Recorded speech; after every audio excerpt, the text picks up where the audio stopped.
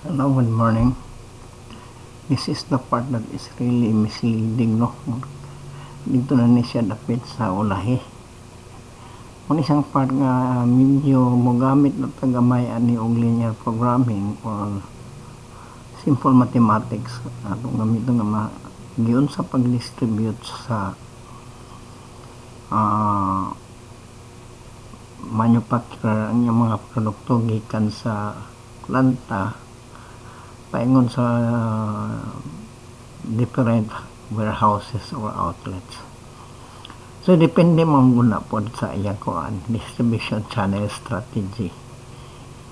Usually kung dito ka kung imong channel is directly from general distributor, ang frequency na is ang available frequency na is gamay ra kay dinagkumasad na siya.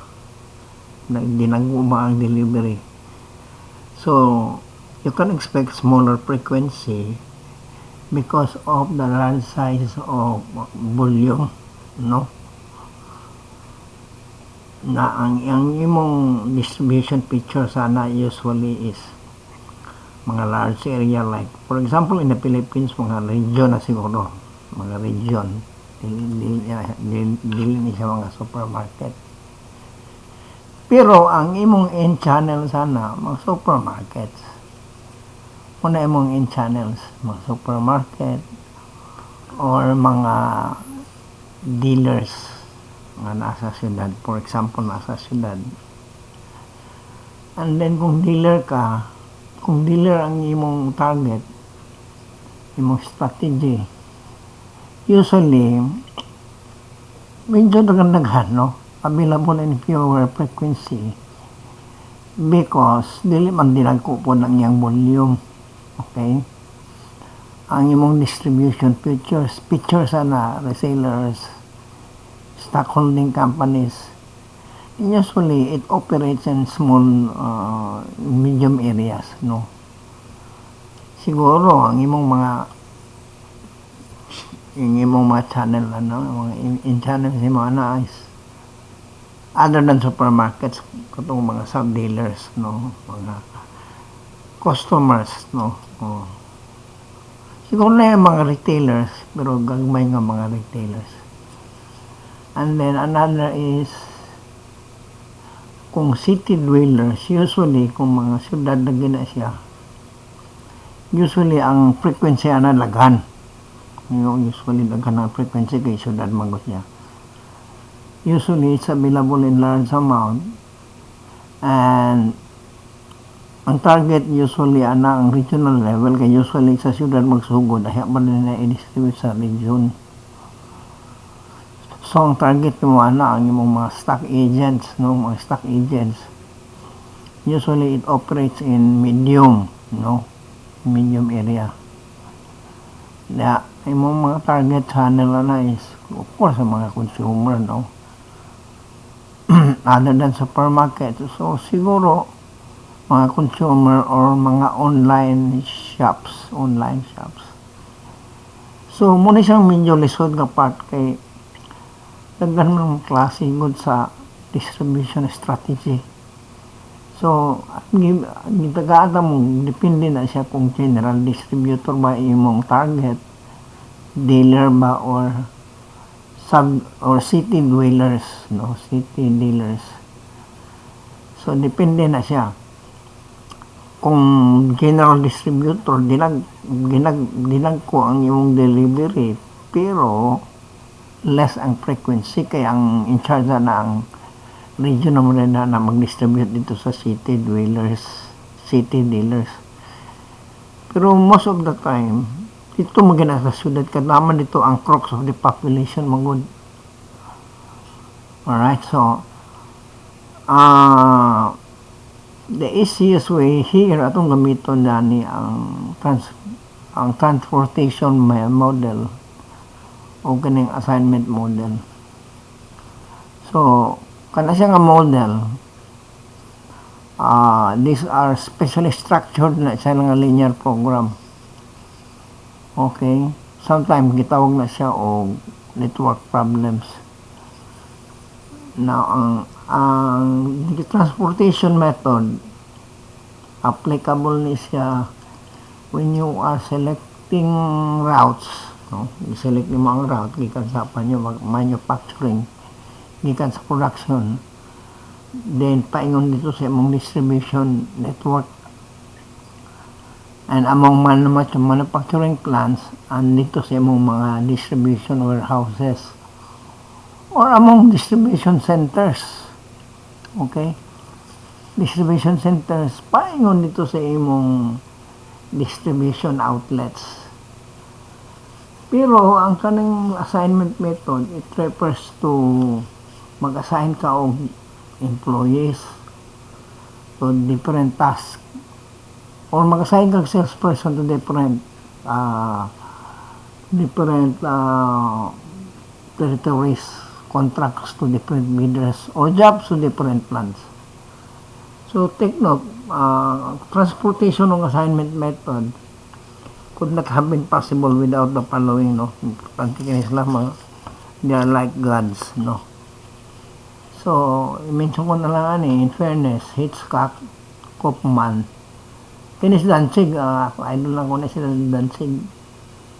Bright kani nga tao, si Copper and then si Charms, okay? Atong gamiton na ni kining modified method or simplex, no? Gamiton ng modified simplex method. For example, you are a manufacturer, no? You are a manufacturer and then you have different plant location. Ano yung mga locations sa mga planta? W, X, Y. And then, ang amount available nimo 56, 82, 77. Paingon sa imong distribution, paingon dito sa imong project location. Mga project location mo ni imong supply, morning demand. Ang morning demand, this one, morning supply nimo. So, ang weekly requirements, butang talang weekly ni siya, no? Ang require is 72 sa A, 102 sa B, and then 41 sa A. Whereas, ang imong supply kan is only 56, 82, 77. And what complicates the issue is that gawas nga doon tulo ka planta, doon na po tulo ka distribution outlets, dahil lahi pagad yung cost of transportation. For example, plant W going to project A, it would cost 4. Plant W going to project B, it will cost 8. Project W going to project C, it will cost 8, etc., etc. So, you will have 3 by 3 and then by 3 by 3 also. So, you have 3 by 3, 9 plus 3, 9 plus 18 possibilities, no? 18 nga solusyon pa ipaibot nimo. So, dili nimo na siya madala og kamot-kamot, no? Mugamit ang gikani og linear programming. Alright? So, you will have like this, no? Pwede makamoto na to, pero it will take us longer time, no? It will take us longer. So, usually, you start with this, kind of presentation. You have plant W, okay, plant W, 56, and then, project A requires 72, project B requires 102, project C requires 41. Whereas plant W can only provide for 56, plant X can provide 82, plant Y can provide 27. Medyo happy lang taan kay equal mangod ang iyang demand ug supply. Pero pwede ra dili siya equal, panamitan ang imong demand is from project is greater, no? Dako lang imong requirement sa imong project A, B, and C. Magdugang lang isa ka table. Magdugang kay isa ka row, itawag nimo na sa dami. Then ibutang na nimo ang amount, kung pila ang amount nga gidugang. Whereas kung dako ang imong planta, you have 4 plants. Kana nga planta, pila iyang value na ang iyang capacity. Mo pod imong idugang. So maghihimo na po kag dami table. Alright. So this is the thing that you do. Gamiton nimo ang iyang cost. Nalagay cost of production. You have 4, 8, 8, you have 16, 24, and 16, and so on and so forth. Alright? After that, imo na yung magamit ka og northwest bound method. Anong northwest man? Mo may gingon sa textbook. Northwest, go paingon sa north, paingon din ka sa west. So, going sa north, paingon din. And I think is ang linear program ng good morag it works in the reverse to arrive at a solution. So kung ang clock is moving clockwise like that, i-counterclockwise nimo to reach a solution. Muna siya ang muna nahimo siyang northwest bound. So here you move 56 to project A and W.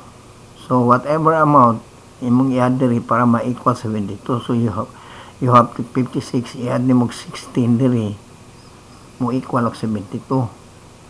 And then what amount to be added here to equal 82? So you need 66. What amount to be added here to equal 102? And so on and so forth.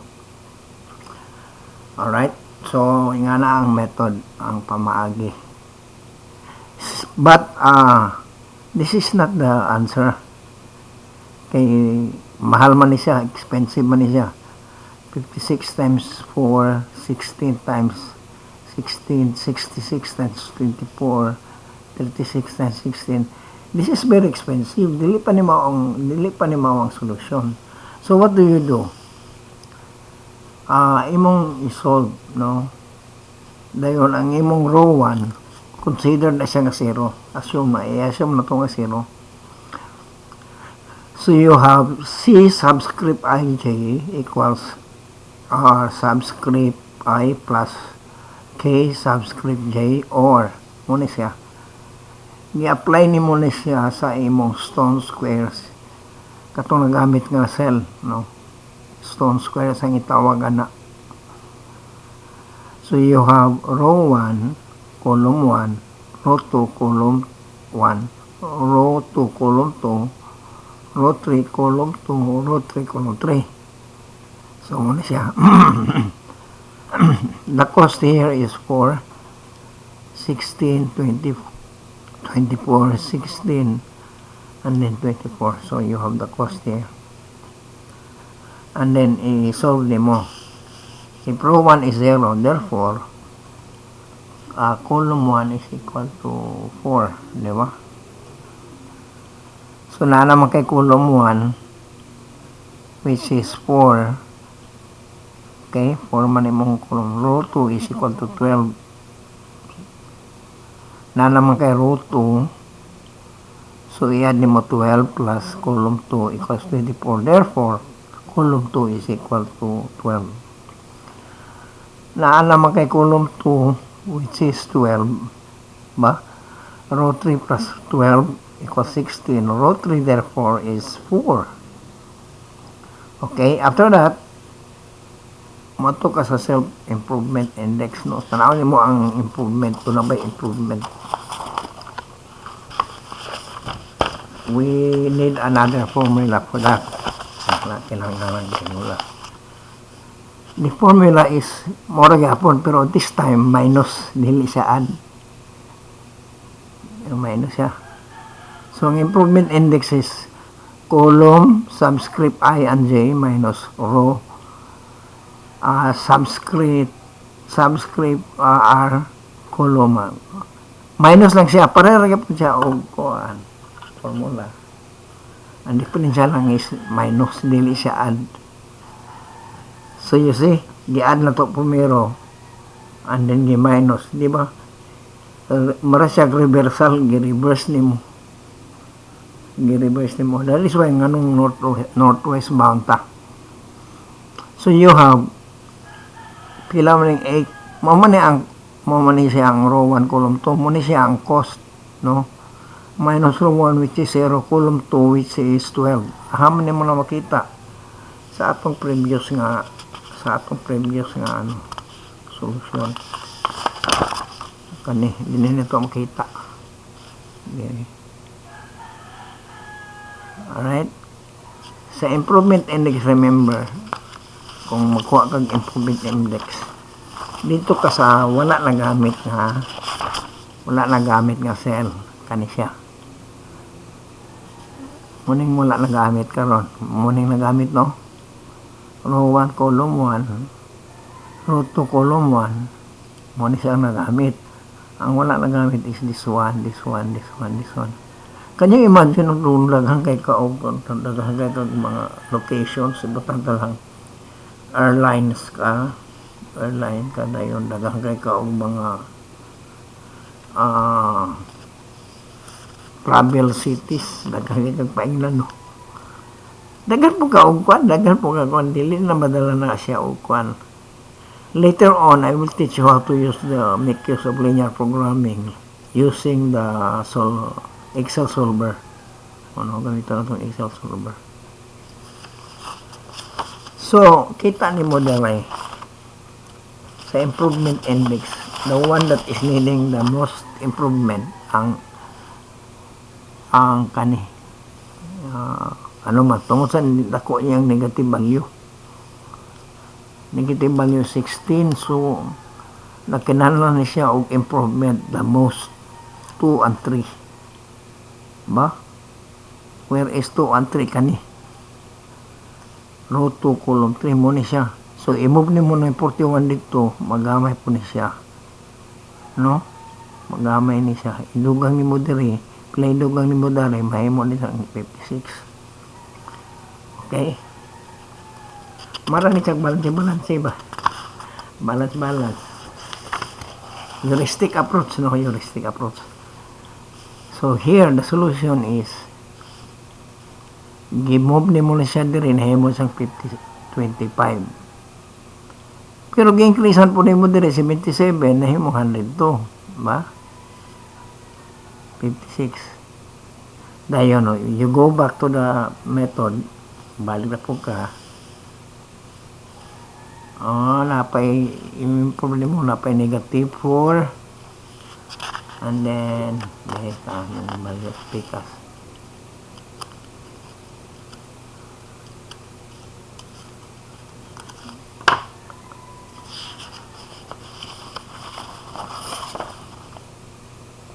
Okay, negative 4, that